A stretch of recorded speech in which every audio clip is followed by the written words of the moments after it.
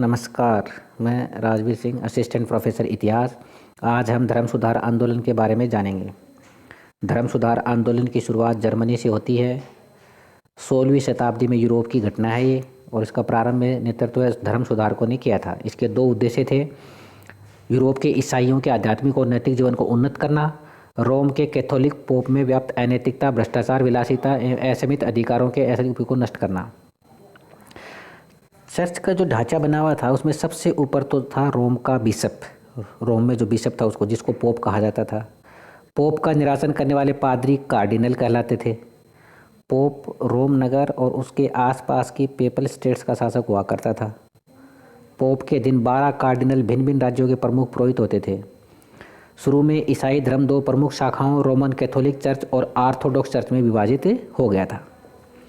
धर्म के क्षेत्र में ये जो जन आंदोलन चला उसे अंग्रेजी भाषा में रिफॉर्मेशन कहा जाता है। चूँकि आंदोलनकारियों ने कैथोलिक चर्च का प्रोटेस्ट यानी विरोध किया, अतः इसे प्रोटेस्टेंट धर्म के नाम से भी जाना गया। इसी कारण यह आंदोलन प्रोटेस्टेंट क्रांति के नाम से भी जाना जाता है।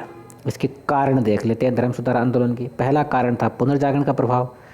पुनर्जागरण के कारण व्यक्ति ने क्या किया? मानववाद को बढ़ावा मिला, तर्क की प्रधानता हुई, लोगों का एक दूसरे से मेल मिलाप हुआ, विभिन्न संस्कृतियों के विचारों में आदान प्रदान हुआ, जिसके कारण लोगों में जागरूकता आई और धर्म सुधार आंदोलन का एक कारण बन गया।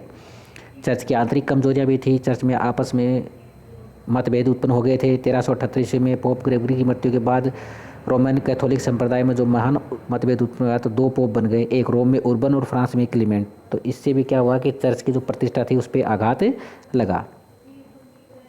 इसके अलावा राजनीतिक कारण थे, जैसे पोप के असीमित अधिकार, चर्च की धन संपदा, चर्च के न्यायालय, पोप का विलासी जीवन, क्योंकि चर्च के पास बहुत अधिक पैसा था और उस पैसे के बल पे ही पोप जो था वो विलासितापूर्ण जीवन जीता था। उसका मेन उद्देश्य था धर्म के बारे में लोगों को जानकारी देना, उससे वो बिल्कुल हट गया था। आर्थिक कारण, अब इस समय क्या हो गया कि पुनर्जागरण के कारण और व्यापारिक आदान प्रदान के कारण नवीन वर्ग का उदय हुआ, नगरों का विकास हुआ। नवीन वर्ग जो आया, व्यापारी वर्ग जो आए, उसने क्या हुआ कि समुद्र यात्रा को बढ़ावा दिया ताकि वो अधिक से अधिक व्यापार कर सके। साथ ही उन्होंने ब्याज पर लेन देन का कार्य भी शुरू किया। और ये दोनों ही बातों का धर्म जो थे, धर्म जैसे पोप, पादरी वगैरह थे, वो इनका विरोध करते थे। तो उनके इस विरोध के कारण व्यापारी वर्ग ने भी उनका विरोध करना शुरू कर दिया, जिसके कारण धर्म सुधार आंदोलन की शुरुआत हुई। इसके अलावा वैज्ञानिक प्रगति, प्रगतिशील शिक्षा का प्रकाश, मानववाद का उदय, बौद्धिक प्रतिक्रिया, इन सब के कारण भी धर्म सुधार आंदोलन की शुरुआत हुई। तात्कालिक कारण यह था कि मार्टिन लूथर द्वारा इंडल्जेंस का विरोध। इंडल्जेंस क्या था? एक पाप विमोचन पत्र था जो पोप लियो 10 ने जारी किया था, और उसने आश्वासन दिया था कि जो कोई इस पत्र को खरीदेगा उसके पाप धुल जाएंगे। और इसके लिए पोप लियो 10 ने अल्बर्ट को नियुक्त किया था। अल्बर्ट ने क्या किया कि टेटजल को इसको बेचने के लिए भेजा विटेनबर्ग, जर्मनी में, जहां मार्टिन लूथर ने इन क्षमापत्रों की बिक्री का विरोध किया, और यहीं से धर्म सुधार आंदोलन की शुरुआत हो गई। धन्यवाद।